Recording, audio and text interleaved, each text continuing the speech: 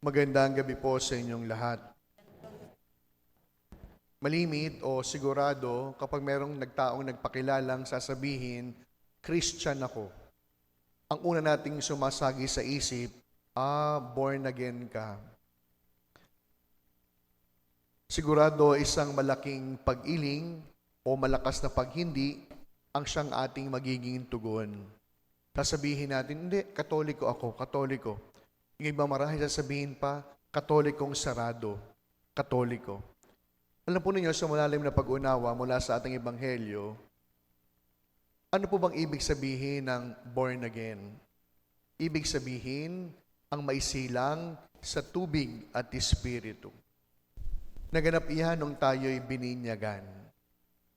We were born through our parents. But during our baptism, we were born through the church. Sa pamamagitan ng tubig ng binyag at ng biyaya ng Espiritu, ang bawat isa nagiging muling binibinyagan sa diwa ng pananampalataya. Kung kaya nga po born again tayong maituturing, muli tayong sinilang, dahil tayo ay hindi lamang anak ng ating mga magulang, kundi tayo ay mga naging anak ng ating Ama. Kaya't walang dahilan upang umiling o ayawan ang salitang born again. Dahil sa binyag, muli tayong isinisilang. Hindi na lamang yung mga magulang natin ang siyang kinikilala nating magulang, kundi bahagi tayo ng mas malaking pamilya ng Diyos. Subalit, meron itong mas malalim na kahulugan, to be born in water and in spirit. Ibig sabihin, ang hayaan, ang banal na espiritu, ang siyang magdikta o gumabay sa ating bawat hakbang at direksyon. Kung kaya nga po, hindi natin nakikita ang banal na espiritu, pero nararamdaman. Hindi natin siya nakikita, pero pwedeng maunawaan. Kaya nga po, mga minamahal ng mga kapatid, ito po yung ibinibigay sa ating paalala ngayon. To be born again is not only being a Christian, but to be born again is to be born through our baptism. And being born again would also mean to be led by the Spirit. Sapagkat ang pagiging born again ay hindi po magtatapos sa pangalawang binyag o kaya sa isang piraso ng certificate, kundi sa pamamagitan ng ng ating pagsaksi, ng ating pamumuhay. Kaya't ngayon kung ating titignan ng ating pamumuhay, anong katibayan na tayo nga ay mga anak ng Diyos? Ano ang siyang magsasabi, ito ay sinilang sa banal at espiritu.